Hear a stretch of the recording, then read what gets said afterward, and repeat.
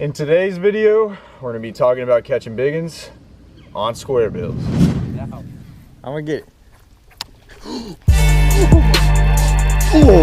quality fish on the old square bill. Get that net, get that net. Well, that is a beautiful fish right there. Hey, yo, what's going on, people? Welcome to another video. You guys loved the last tip video. You guys actually really tore it up. It seems I'm trying to experiment with, the types of videos that I'm making, whether it's challenges, tip videos, river videos, boat videos, kayak videos. There's a lot of videos. But anyway, so what we're going to be doing today is talking about square bill crankbaits. I think this is actually a highly recommended video in the comment section. A lot of people have been talking about it.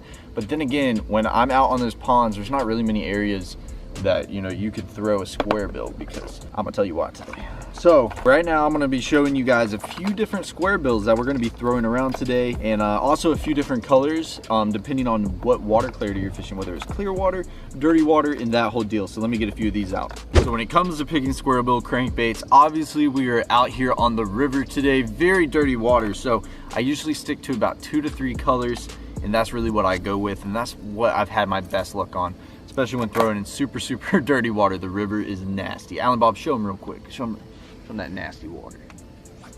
Straight chocolate milk. So what I would be throwing in here, I really like, a chartreuse crankbait with a black back, as you guys can tell right there. Of course, this one has a little bit more detail, but it's got that black back right there and that chartreuse body. That is a killer color. That is actually, we've actually been out here for a little bit, and that's what I've been throwing today, and I've absolutely killed them on it. Also, this one right here, as you can tell, that's just a red crawl color. Obviously, I'm talking about square bills in this video, but DT6s as well by Rapala, whatever you guys want to call it, are a killer crankbait. I've caught a lot of fish on them. They have a color called Demon, which is actually like a light red, and it has a, I want to say, like a purple back on it. That is a killer color.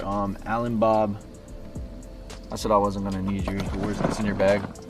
It's in his bag, but it's like just a natural color, or not natural color, but more of a crawl color, just like that. So these are pretty much the 2 colors I would use in dirty water. Very great. You're just gonna have to see what they want that day. We've thrown both of them today, and it seems that they really want that chartreuse with the black back. Moving on to square bills I would throw in clear water. You're kind of gonna want some more natural colors. So right here we just have like a standard old sexy shad. As you guys can tell, it's just simple, standard. That is just a regular color right there, standard, really natural. Same with this one right here. It's obviously a lot bigger square bill, but this one is, sexy shad with a little bit of chartreuse down the middle. And then you have this one, which is actually called Ghost Minnow. This one's by Strike King, and that is a killer color as well. It's got this more natural on top, chartreuse down the middle, and translucent on the bottom. And then I actually have one more, which is pretty much, blackish brown on the top, and then it has more of a translucent body. Those are all 4 really good colors for like clear water if you guys are going to be doing that. But in this video, we're in dirty water. We're going to be messing with the chartreuse black back and also the red crankbait. All right, boys and girls, we got this crankbait right here. Let's go catch some fish.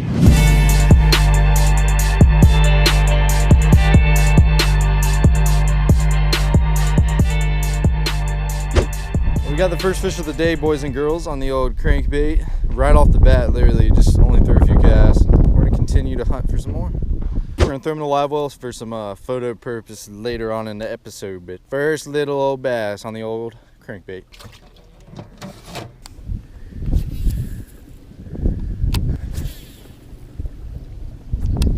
You got him? What? Don't let him spit it. Oh, dude, that's a good one, man. That was a beautiful bass right there on the old crankbait, dude. That's 2 in a row, just easy, quick and easy.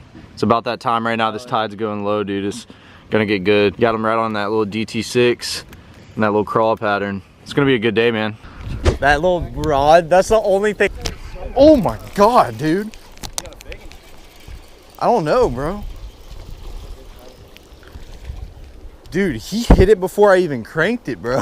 I thought I was stuck on a rock. 3rd bass already, boys and girls. It is happening very quick today on that little balsa, or this is actually cedar. It's not balsa, but still super light. Little black back, chartreuse body, square bill right here. They're smucking it.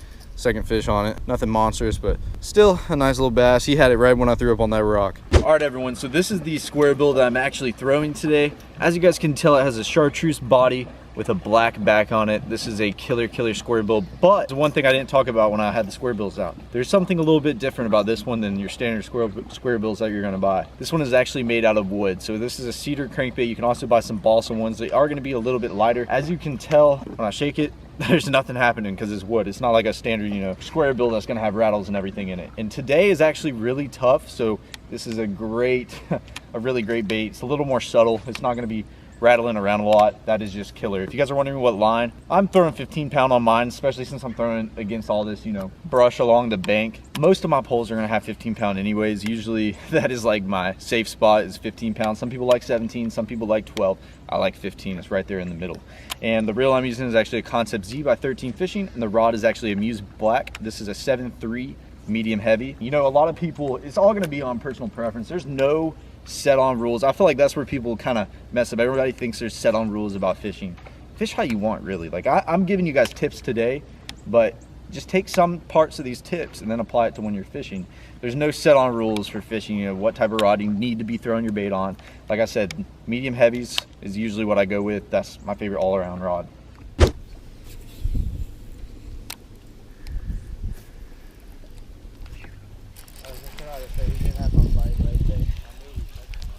Baby, dude.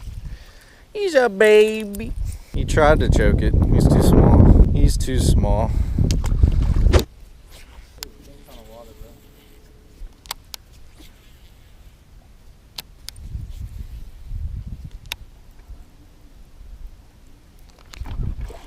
Sorry, bro. That was the most awkward bite.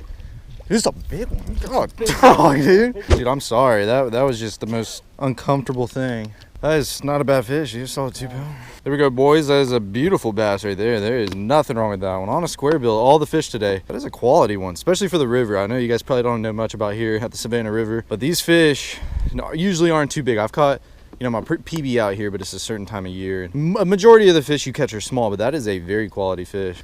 Dude, it's oh my God. You had one too? I had one. Dude, they're eating a crankbait today, boys. So we're right here on this bank right now, and there's actually a bunch of laydowns right down this bank. And this place is gonna be a little bit different. Obviously, we're on the Savannah River. It's tidal water. I'm sitting here watching the tide charts, whether the tide's low or the tide's high, and depending on really where the fish are. As you guys are gonna tell later in the video, we actually found some banks with a lot of shade on it. You know, it had a lot of good laydowns. It was closer to the mouth rather than way back in some of these, we call them lakes, but some of the areas were more towards the mouth where we were catching these fish, rather than, you know, it pushing off into another cove just right there at the mouth rather than in the back. Right here, we're kind of midway. I don't know if you guys can tell back there. We're at the mouth of, we're not at the mouth. We're kind of more back in this place, fishing this bank right here. The tide's up. So usually when the tide's low, I'm sitting there, you know, fishing towards the mouth and that whole deal. But right now I'm just gonna be fishing more back in it. As you guys can tell, we got a lay down right here in the water. And so really when it comes to fishing these, I kind of break it down, you know, say I'm on this side of it, I'm gonna sit there and throw parallel with the lay down and bring my crankbait right down the side of it. Sometimes I'll throw right off the end of it right here and slow roll that thing. Hit the lay down at different angles, because I know this sounds crazy, but depending on the day, those fish are gonna be positioned on that lay down differently. And I know that just sounds kind of bizarre, you know. Some days you'd sit there and just throw at it, but most days you're going to want to be running this bait parallel with that and making sure, this is very important, making sure that this bill is down hitting the limbs of that tree. But there's going to be one catch to this, is you're going to get hung up a lot. But let me teach you a few little ways that if your bait is hitting this tree, that you can get it out really easy. So when you're throwing at these trees right here, we had that simple little lay down. You're just gonna be reeling your crankbait. I like to keep it moderately slow. I mean, today's a tough day, so I'm gonna be reeling it slow anyways. I'm simply dragging this crankbait next to that tree, next to that lay down. Is it rolling? It's a pickerel, ain't it? Oh my gosh. Adam, what in the world, dude? You got me excited. Dude, I got excited. Saw my line running, I was like, oh shoot, I actually got one. Next thing you know. Show them what square bill you're throwing too. This is the crankbait that I'm throwing. Chartreuse black back. It's got some crazy patterns on it, but really it doesn't matter too much to the fish as long as it's got the right colors. Well, while I'm sitting here trying to film this all out, Adam caught one. right there up front. So what I was wanting to talk about is obviously keeping this crankbait on that tree as much as possible. That is just like if you're fishing a riprap wall or some rock with this crankbait, you're wanting to keep contact with that bottom and really make sure you're hitting that. That's very important with the square bill, is make sure you're hitting your target. So when I'm throwing next to these laydowns, when I'm reeling it, you're gonna be feeling that tree. And it can be dangerous because you're throwing, you're throwing treble hooks. So it can really snag that really easy. So what I pretty much use to, minimize me getting hung up, because I don't believe I really got hung up too much today, is pretty much when I'm reeling that bait past that tree, and when I feel that tree, I'm making sure I'm reeling pretty slow. I'm not really reeling down in that. I'm reeling pretty slow. So it's just slightly creeping, over that tree, and it's just in there bouncing off.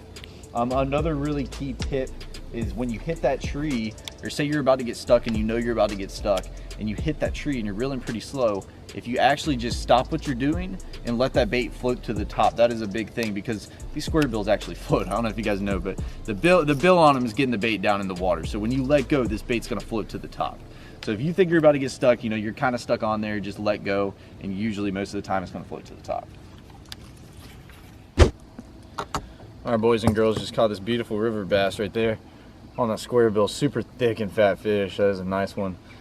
It was one of the best GoPro clips of the video, and I didn't even have it on. I just guess it just wasn't on, and then it ended up dying when I tried to turn it back on. So beautiful bass right there. He's probably a little over 2, but quality fish on the old square bill. Still the old same one. Chartreuse, black back. Freaking killing it, baby. I'm gonna get it. Oh my God. Oh, dude, get that net, get that net. Oh my God. Oh my God. Where's a big one? Dude, that was insane. He ate it like a topwater. You know how I was twitching it before? Same way, bro. I just threw it right next to that cypress tree, and when it hit the top, I just went pop, pop, and he went, whoosh. Dude, freaking killer. Bro, that's a solid, what, 3? Yeah. Oh, easy 3. So that is a beautiful fish right there. Definitely the best one today. What I've really noticed today on these square bill fish is I believe almost every single fish just came on the square bill but one, or on crankbaits in general. And I've caught 3 on laydowns and the rest were on rock. The 3 on laydowns have all been quality fish. This one was right next to that cypress tree. I threw up on the edge of it. Adam was stuck and I was about to go get him, and I threw up on the edge. Right when my crankbait hit the top of the water. This is light wood crankbait. I popped my rod once, so it just kind of went down in the water, and he just literally ate it like a topwater. Then you get a beautiful bass like that. The Savannah River, that is quality right there, boys. One thing that is actually very important when fishing this, and it's one thing I didn't even say, which is really crazy, is obviously the ratio of your reel. Because a lot of people that go crankbait fishing, they're gonna say, you need a 5-1-1, and this and that, this whole deal. I'm using a simple 7:1-to-1 gear ratio reel. If I'm needing to slow down my bait, I simply do it in my hand, because today I haven't really been reeling it super fast, especially out here on the river, because we are going to go fish some rock today, and with that current I'm really going to need something to catch up with that fish, because you'll lose it. If I had a 5:1-to-1 gear ratio reel, I promise you I'd lose that fish. But when fishing these laydowns, simply I just like a 7:1-to-1. It's just really there in the middle, or a 7:3-to-1. It's just really right there in the middle. I can slow it down, I can speed it up, whatever I want to do. All right, everyone, sadly that is going to conclude this video, but do not leave yet, because I would like to ask just 2 simple things from you guys. First thing I would like to ask is, I understand that usually every single tip video I ask you guys, which one would you like to see next? But sometimes I may forget or not see it, or that whole deal. So even if you've commented on the other ones, I would still like you to comment which tip video you would like to see next. Leave the comment below, and I hope you guys are enjoying these tip videos. It seemed as if you liked the last one, and I hope you guys got some value out of this one and learned some more about some crankbait fishing tips / square bill fishing tips. And be sure to let me know in the comment section below. But thank you guys so much for the support. I love you guys so much. This was a very fun day out on the water. It was a little tough, but those fish were just clearly eating a crankbait, and it was just overall really fun, especially that last fish that blew up on it like a topwater. I don't know if you guys saw it. If you guys didn't see it, make sure you go back and kind of watch that fish come up and eat it. It was just crazy. That whole deal was just awesome. But thank you guys so much for the support. I love you guys so much, and be sure to leave a comment below. Be sure to pepper that thumbs up button if you haven't already. If you guys haven't subscribed to the channel, I have new uploads, 3 uploads every single week, Tuesday, Thursday, and Sunday. Some days may vary just due to how busy I am, but be sure to hit that subscribe button and also the notification bell. Thank you guys so much for the support. I love you guys so much, and I'll catch you guys in the next video. I got sky like the weatherman, I crack cars, getting hella bands, I got a bra from the motherland, I got shooters with hands, I get it, anyway, pull up skirting in the hurricane, I crack cars, cook every day, I get money, every day,